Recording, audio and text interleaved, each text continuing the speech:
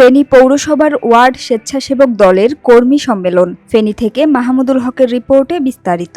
ফেনী পৌরসভার 10, 11, 12 নং ওয়ার্ড ও 13, 14, 15 নং ওয়ার্ড স্বেচ্ছাসেবক দলের কর্মী সম্মেলন 2025 সফল ও শান্তিপূর্ণভাবে অনুষ্ঠিত হয়েছে।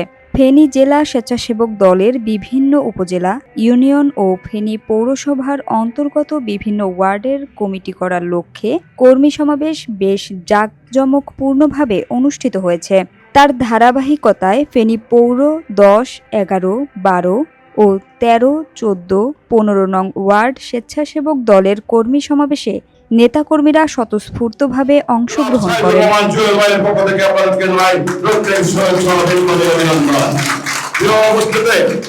আমরা আপনাদের সামনে এসেছি, আমাদের জেলা নেতৃবৃন্দ এসেছে আপনাদের সাথে দুটি কথা বলার জন্য।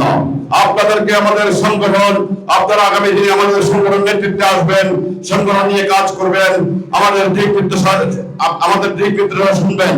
কিন্তু দুঃখজনক বিষয় হলো আমাদের যারা নেতৃত্বে রয়েছেন, আমাদের যারা আজকের এই কর্মী সভা সফল করার জন্য অনেক লোকজন নিয়ে এসেছেন, কিন্তু আপনারা আপনাদের কমিটমেন্ট ঠিক রাখতে পারেন নাই।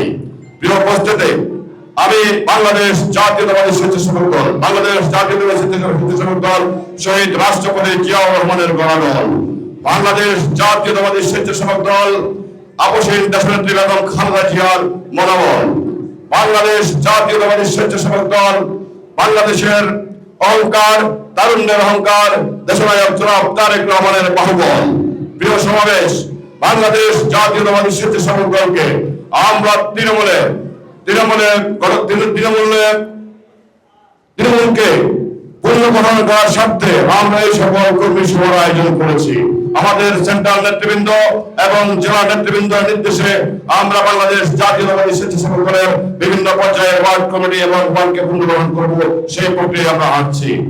আমি বলতে চাই, বাংলাদেশ জাতীয়তাবাদী স্বেচ্ছাসেবক দল শহীদ রাষ্ট্রপতি জিয়াউর রহমানের একটি অত্যন্ত পছন্দের একটি সংগঠন। বাংলাদেশ জাতীয়তাবাদী স্বেচ্ছাসেবক দল দেশনেত্রী বেগম খালেদা জিয়ার আবেগের সংগঠন।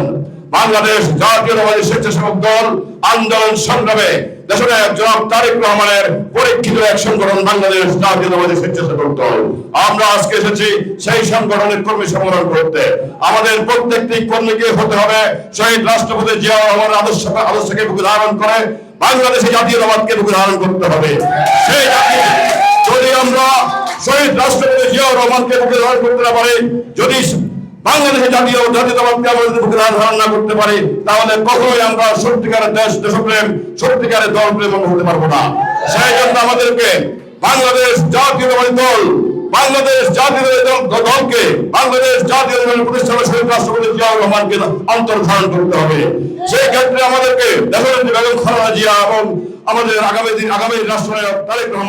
এতে উপস্থিত ছিলেন জেলা স্বেচ্ছাসেবক দলের সাধারণ সম্পাদক SM কায়সার এলিন, শহর স্বেচ্ছাসেবক দলের আহ্বায়ক মুজিবুর রহমান ভূঁইয়া সহ আরও অনেক নেতৃবৃন্দ। তৃণমূল থেকে জাতীয়তাবাদী আদর্শের রাজনীতি করা এই মুজিবুর রহমান ভূঁইয়া বিগত ফ্যাসিস্ট হাসিনা সরকারের আমলে অনেক নির্যাতিত ও হয়রানির শিকার হয়েছেন।